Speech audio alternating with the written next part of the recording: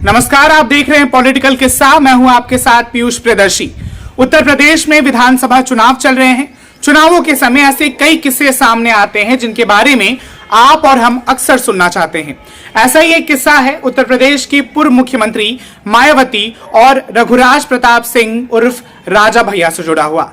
रघुराज प्रताप सिंह उर्फ राजा भैया और मायावती के बीच अदावत की कहानी की शुरुआत साल 1997 से शुरू हुई थी। दरअसल मायावती ने भाजपा के साथ मिलकर 1997 में उत्तर प्रदेश में सरकार बनाई थी। सरकार बनाने के लिए जो डील फाइनल हुई थी वो ये थी कि दोनों पार्टियों के मुख्यमंत्री जो होंगे वो 6-6 महीने सरकार चलाएंगे।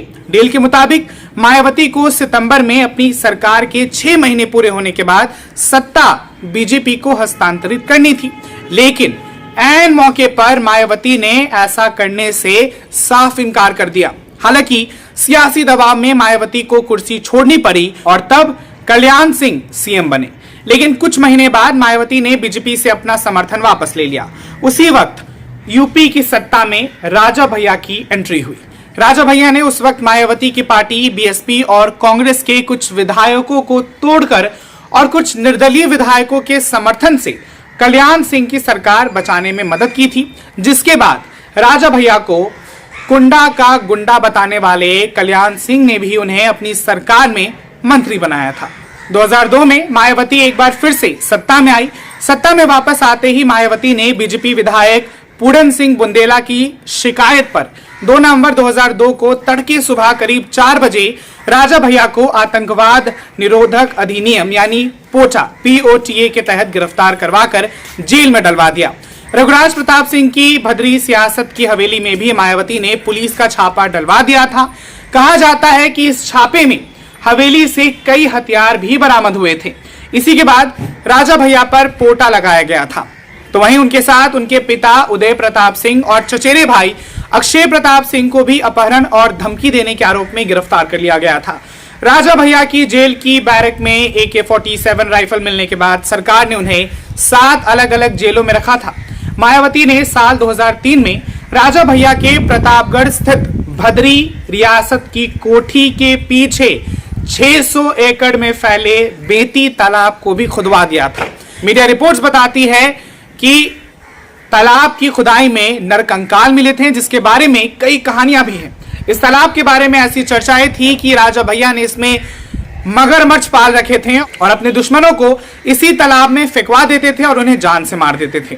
हालांकि राजा भैया ने इसका खंडन भी किया था। मायावती ने 16 जुलाई 2003 को इस तालाब को सरकारी कब्जे में ले लिया था और इसे भीमराव अंबेडकर पक्षी विहार घोषित कर दिया। रघुराज प्रताप सिंह उर्फ राजा भैया की मुश्किल उस वक्त खत्म हुई जब मायावती की सरकार उत्तर प्रदेश में गिर गई। मायावती की सरकार अगस्त 2003 में गिरी थी। मायावती की सरकार गिरने के बाद मुलायम सिंह यादव उत्तर प्रदेश के मुख्यमंत्री बने। तो वहीं मुलायम सिंह यादव ने शपथ ग्रहण करने के 25 मिनट के अंदर राजा भैया की रिहाई के आदेश पर दस्तखत कर दिए थे। फिर राजा भैया ने जेल से रिहा होकर न केवल पहली बार अपने जुड़वा बेटों का मुंह देखा, बल्कि मुलायम सिंह सरकार में मंत्री भी बन गए थे राजा भैया। मुलायम सिंह ने इस तालाब के पक्षी विहार में तब्दील करने के मायावती सरकार के फैसले को भी पलट दिया था। मीडिया रिपोर्ट्स के मुताबिक 2005 में सुप्रीम कोर्ट और पोटो रिव्यू कमेटी ने राजा भैया और उनके पिता से पोटा हटाने का आदेश रद्द कर उन पर दोबारा मुकदमा चलाने का आदेश दिया था। इसके बाद राजा भैया ने मंत्री पद से इस्तीफा दे दिया। वो नवंबर 2005 में एक बार फिर गिरफ्तार कर लिए गए। 1 महीने बाद जमानत मिलने पर वो जेल से बाहर आए और मुलायम सिंह की सरकार में उन्हें फिर मंत्री पद मिल भी गया। वहीं 2007 में विधानसभा चुनाव में मायावती फिर से सत्ता में आई। इस बार वो बिना बैसाखी की पूर्ण बहुमत वाली सरकार की मुखिया बन गई। लिहाजा उन्होंने अपने सियासी दुश्मनों से एक एक कर बदला लेना फिर से शुरू कर दिया। राजा भैया की बारी जल्दी आ गई। मायावती ने तालाब पर सरकारी कब्जा कर उसे पक्षी विहार फिर से बना दिया। 2010 के पंचायत चुनाव में एक प्रत्याशी की हत्या के आरोप में फिर से राजा भैया को गिरफ्तार कर लिया गया। उत्तर प्रदेश में 2.5 दशक से प्रतापगढ़ की सियासत को अपने हिसाब से चला रहे निर्दलीय विधायक रघुराज प्रताप सिंह उर्फ राजा भैया के सामने इस बार अपने सियासी वर्चस्व को बचाए रखने का सबसे बड़ा चुनौती है। देखना दिलचस्प होगा कि आने वाले दिनों में क्या कुछ नया अपडेट इस पूरे मसले से निकल के आता है। और इसी के साथ इस वीडियो में आज के लिए सिर्फ इतना ही। बाकी कमेंट सेक्शन में अपनी राय, अपनी प्रतिक्रिया में जरूर बताइए। इस वीडियो को आप सब ज्यादा से ज्यादा शेयर करिए। मिलते हैं आप सबसे किसी अगले दिन एक नए पॉलिटिकल किस्से के साथ। नमस्कार।